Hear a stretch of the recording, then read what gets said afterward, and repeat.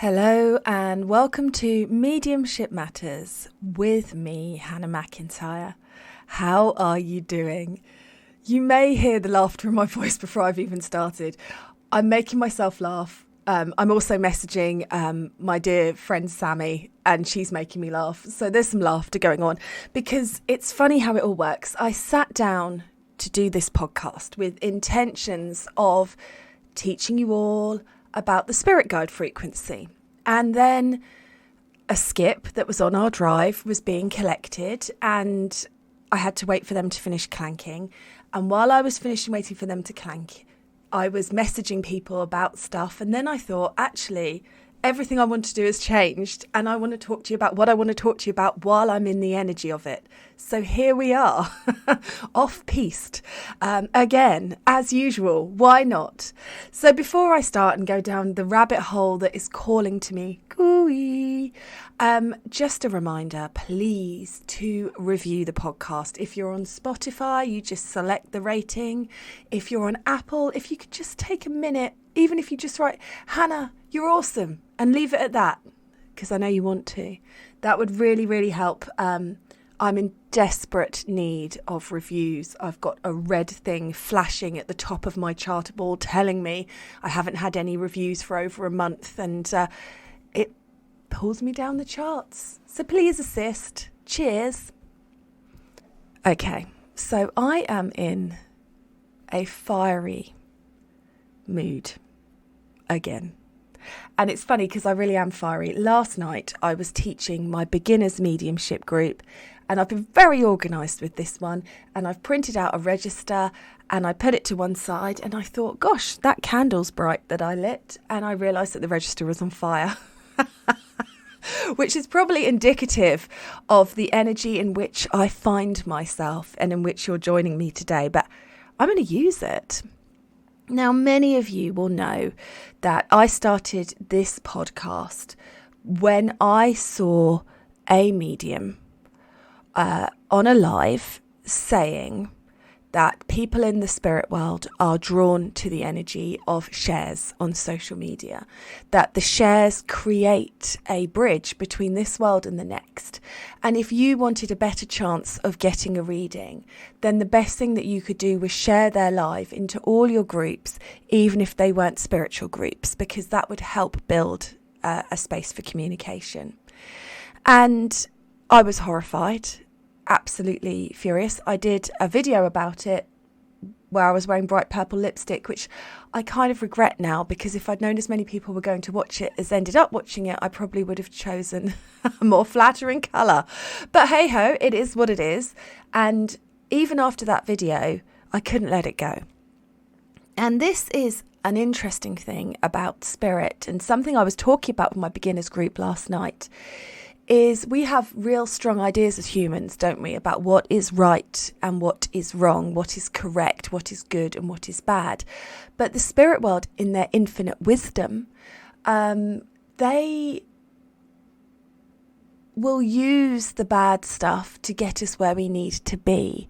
I was so pissed off and angry with that medium for saying that and taking advantage of people that I couldn't let it go. And because I couldn't let it go, I decided to take some action. The action is this podcast. This podcast has helped hundreds of people. I'm so proud of it. I get emails all the time from people telling me what a difference it's made. So that is absolutely incredible. And who's to say that that wasn't part of the plan?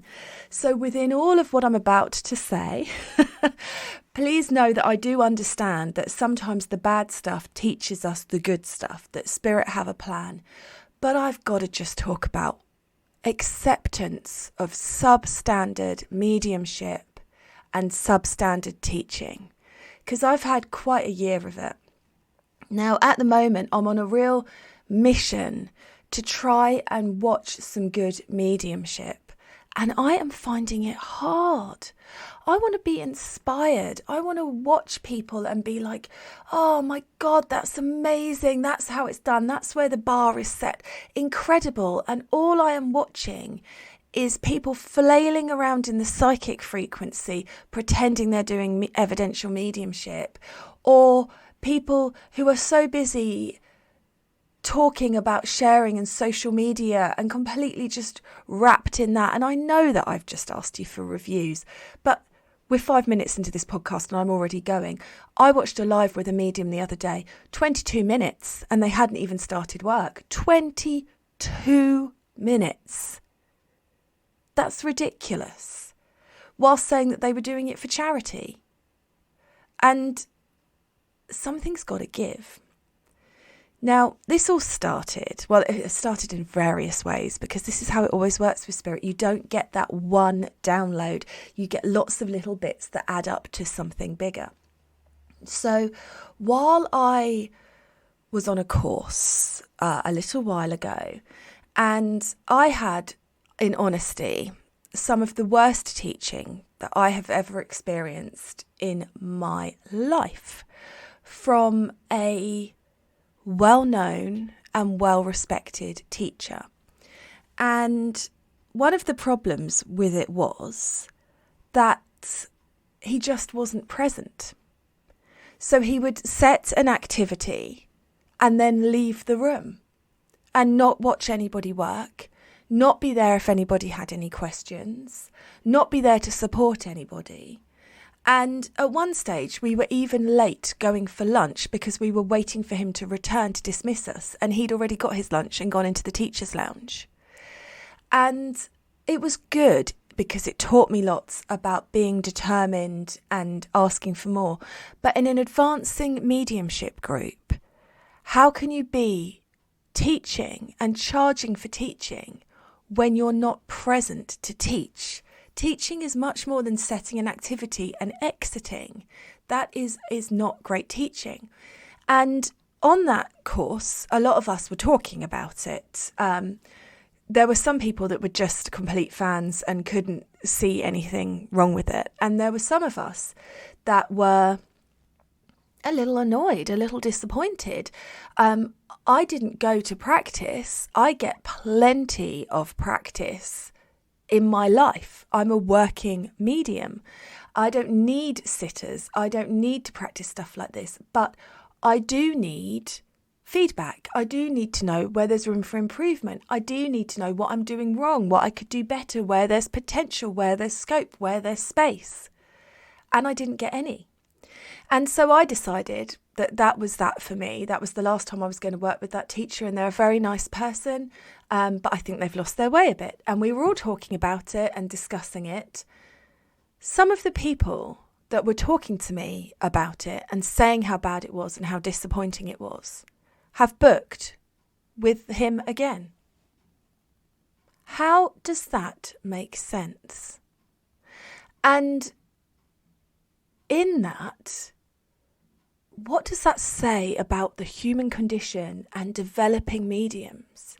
And are we all buying into some kind of disempowered idea that if we settle for less than we deserve, that's more spiritual, or that people can't lose their way and not do it the right way? Or I just find it, I keep chewing it over. I can't work out what the answer is, but I just find it absolutely mind-blowing that is acceptable, and that people not only are putting up with it, but are putting up with it and going back for more of it, paying their money for more of it. And it's just an interesting thing. And on another course I was on, there was a teacher who didn't teach me, but who shamed one of their students quite appallingly because they were struggling working with him, and called him out as having, I don't know, well, I'm just going to say what she said. She shamed him for having autism in front of the entire class. She said, "I'm really struggling to teach you, you are autistic," in front of the whole class. And people were horrified and really upset by that. And yet there are people who were on that class, in that course, who are commenting on her Facebook posts, telling her what an amazing beacon for light she is. That is not a beacon for light. And I'm not saying that we never get things wrong. And I'm not saying that you shouldn't be human, but I am saying if you're in a position where you're teaching, you should be able to hold yourself together. And if you do drop the mic and you do get it wrong, that's okay. You're a human being. But why are people celebrating them?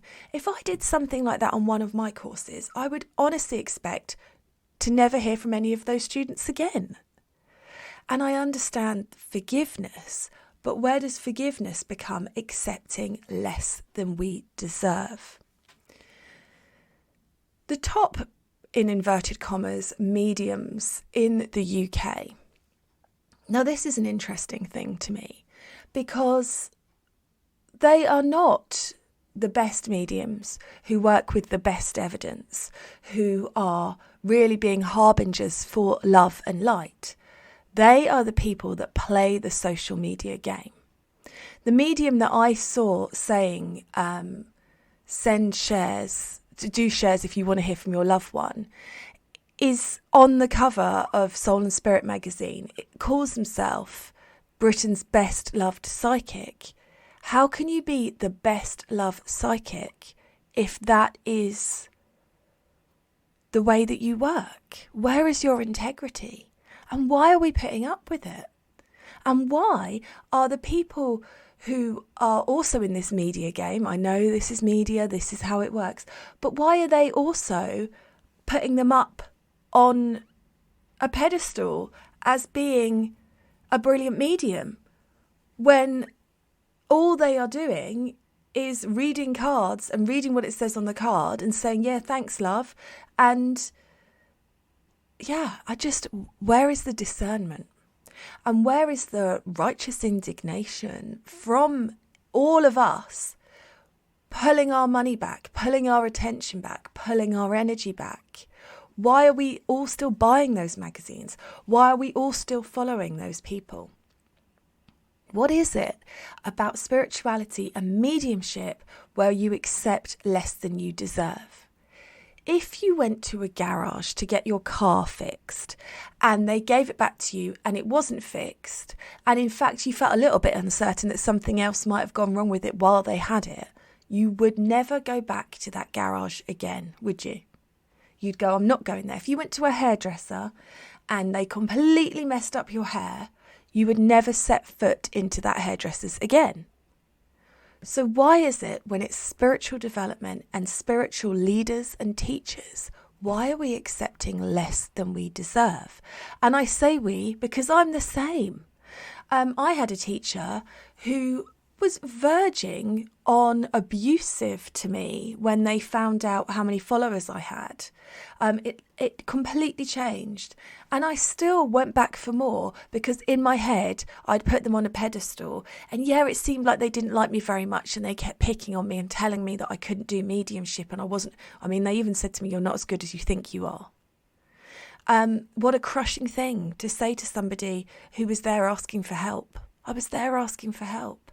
But in that disempowering way, I went, oh, okay, I thought I was good. I know I've got a lot to learn. And I didn't go, how fucking rude. How dare you?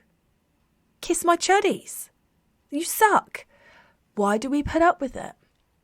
And I beg of you, if you are ever on a course with me, and I hope that I create a space where people can ask their questions and can talk back and can argue and can say, but hang on a minute, how does this work with this? And we can get into debates and understandings because that's how we all learn. I hope that people feel that they're able to.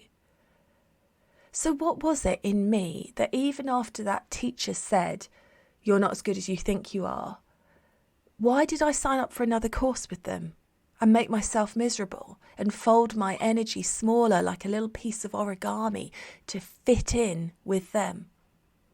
Why did I put up with that? Where was my absolutely not? If you went to the garage and they couldn't fix your car and they broke part of your car, when you're leaving, if the receptionist said to you, shall I book you in for your MOT? Would you say yes? And if you would, there's some serious self-love boundary issues, which I think is part of what it is. What is it that we need to learn from this? And why is it that we are putting on a pedestal people that are not proving that they can do the work, and they're not doing the work well? It's so interesting to me. I went to see quite a famous medium, and it was kind of mind-blowing to me because I had people that I've been teaching for years in that audience there as well, and I watched it, and it was really disappointing. Now, I understand that not everybody is optimum all the time. I'm not optimum all the time. I would hate for you to see me in a bad demonstration and then and then hold me to that forever and just, it is what it is. We know it's always an experiment, but they were mainly working in the psychic frequency for the entire demonstration. And it was really interesting to me when I spoke to my friends and my students afterwards, and they were all filled with absolute, weren't they amazing? That was so fantastic. That was such a great demonstration. And when I said to them, tell me one bit of evidence that they got from the spirit world, nobody could answer me. So if nobody can answer at a demonstration of mediumship with one piece of evidence that came from a spirit, why are they going around saying it's good? And this leads into likability, doesn't it? I'm probably not very likable right now because I'm having a ranty podcast. Oh no, but it's true, isn't it? We like, we either like people or we don't. I know, watching The X Factor all those years ago, there were people that were really great singers, but you just didn't like them. You didn't buy into them. And then there were other people that perhaps were not such great singers, but you really wanted them to succeed. So that's fine because that's in the human nature. But what is it about mediumship where we accept substandard, where we're not questioning, where we're not asking? I had an interesting experience on an advanced mediums course where I was on it for a week. And I might have mentioned this before, but I'm going to mention it again. So, deal with it. But where we were supposed to be doing evidential mediumship. And evidential mediumship is communicating with a loved one in the spirit world and bringing evidence of that person through. And I was absolutely really wanting to hear from my grandparents. Really, really, really in a space where I was going for this week-long residential course and I thought, this is great. I'm going to hear from my grandparents. I can't wait. And then I got reading after reading after reading with no communications. I got reading after reading where people told me the colours of my aura, where people told me about my spirit guides and how they were presenting because I had so much potential. I got reading after reading of colour and potential and non-specifics. Now, sometimes, of course, you want a reading where you sit in your potential. I love doing potential readings for people. There's such a lovely energy to sit in because you're sat in somebody's joy. But it was a real lesson for me in if somebody wants an evidential connection, if somebody wants to hear from the spirit world, and you are there talking to them about their rainbow-coloured aura or their unicorn spirit guide, actually the hurt that can cause. And why it's so important to be clear when you're a practicing medium what your offering is.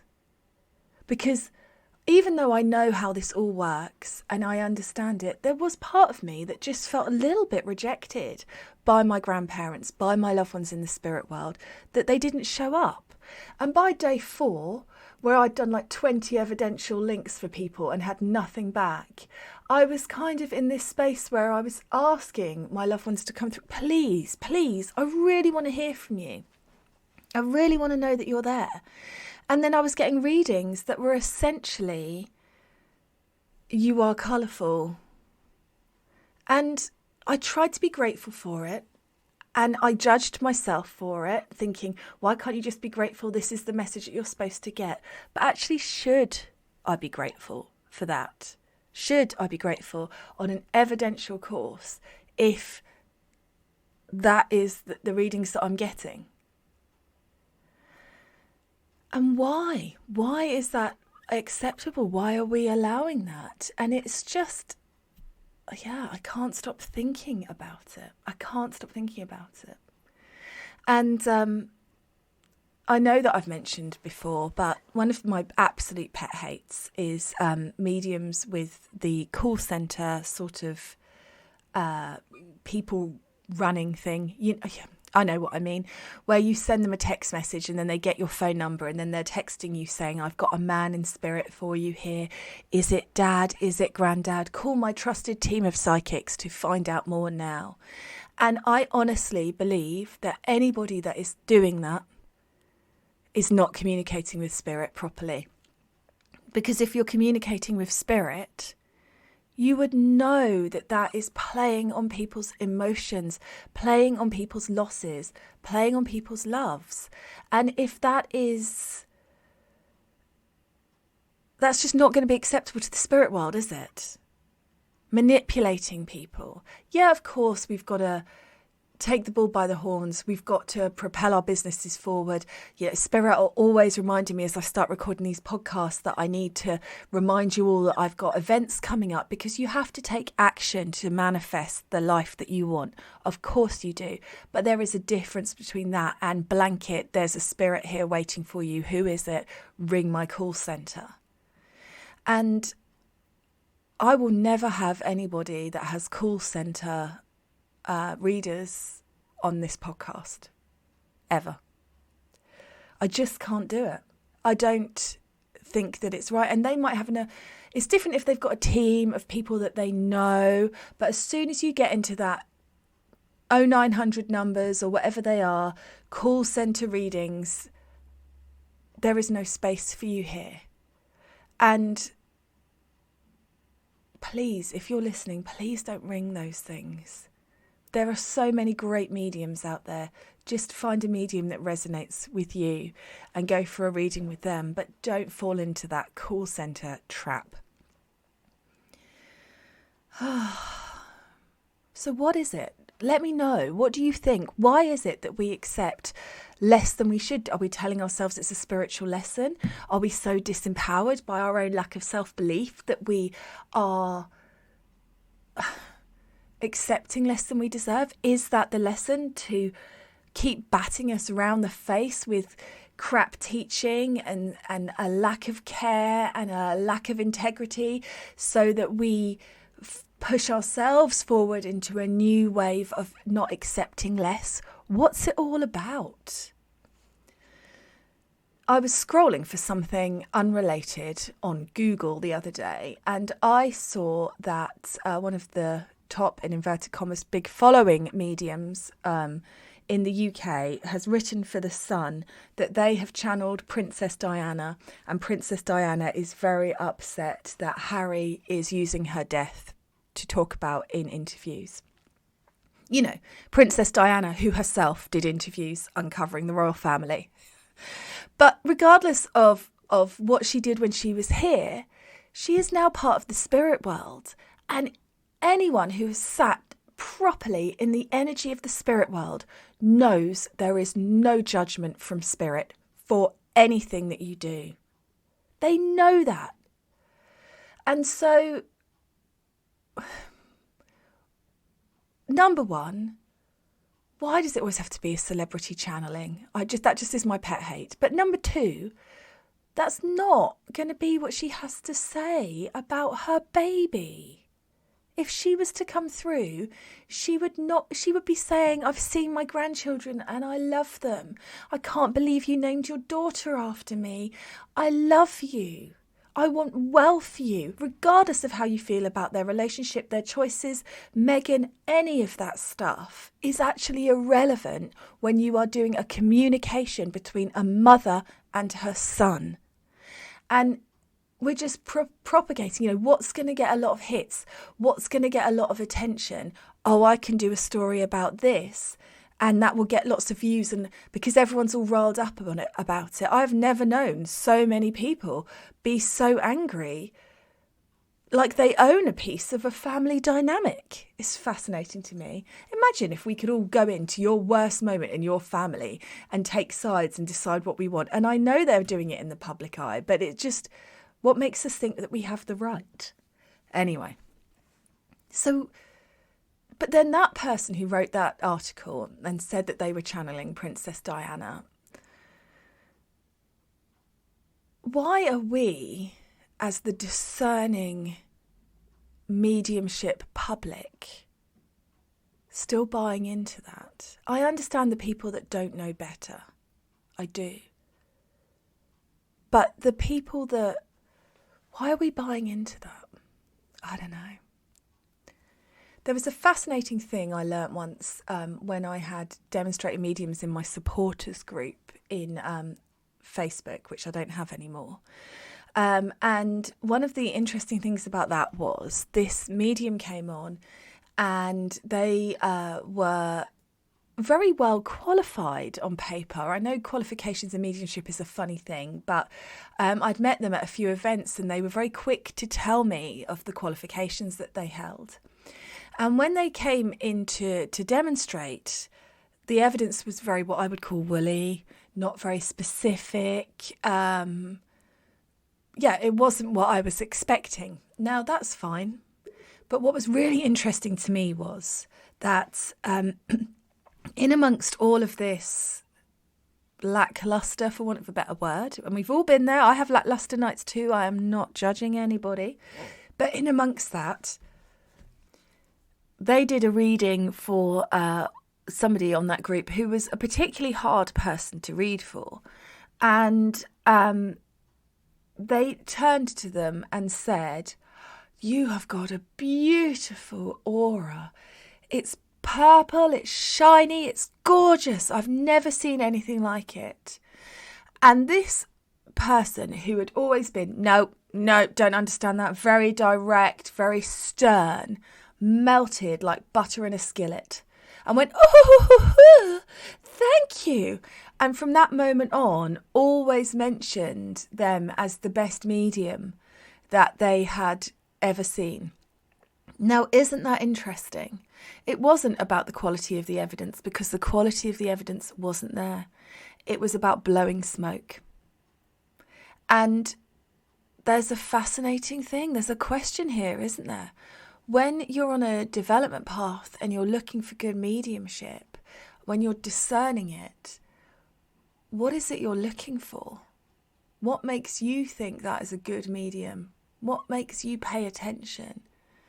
And yeah, it's just so fascinating. It's so fascinating to me. And I think that's where that thing comes in, where mediums propagate the idea of there being the gifted few. Because if you're in a demonstration and you've got a sitter that isn't really very responsive or is a bit difficult to work with, or you want to warm them up, if you say to them, and I know that you can do this too, Spirit are calling you to do this also, they go, oh, because they feel special, like they're chosen, like they've been picked for team sports and they're not left on the bench anymore. And that makes them feel special and important, and it warms them up. I've watched that in demonstrations time and time again. And let's be honest, if you're at a medium demonstration, it's a pretty safe bet, isn't it, that somebody's interested in mediumship. At a demonstration I went to recently, I saw a medium look across the audience and say to somebody they were communicating with, "Your loved one in spirit tell me that you have a purple aura, and it's the purple aura because you're interested in mediumship," when they'd paid for a ticket to a mediumship demonstration. No shit, Sherlock. And it's fascinating. So I'm just still chewing it over / ranting. But it's just really, I just don't know what it is about why we accept less than we deserve. Why are we going on courses where we are not being taught properly? Why are we following mediums who are selling lies? Why are we booking on with people who have previously shown us that they are not giving us what we desire. What's it all about? Well, so finishes my ranty podcast. And this is very funny because this week on Thursday is my first residential retreat of this year. So I better step my game up, hadn't I? Make sure I'm a decent teacher. The irony. But it is funny to me. It's funny. Something to think about in there. Something to chew over. And if I get the answer and work it out, I'll let you know. And if you could let me know too. And between us all, we'll find out what it's all about. If you bought something from a company and it didn't work, would you buy something from them again? Why are we buying into this stuff? Why are we buying the magazines that we know are just propelling forward the same people with the same message, and none of it's really real? It's just about selling. And selling is an aspect of it, but it's not all of it. Oh, and down the rabbit hole I wander some more. Well, I hope you've enjoyed my slightly ranty podcast. I hope it's made you think. Don't settle for less. You deserve better. You deserve more than this. You do. You really, really do. It's not a reflection on you. Please. And for so long, I thought it was me, that I was doing something wrong, that I was ungrateful, that I was unlikable, that if I tried really hard and I was a really good girl and I really listened intensively and I really laughed at all their jokes, that they would like me. And they still don't. Well, so ends the lesson, and I will catch up with you all again soon. Thanks for listening. Lots of love.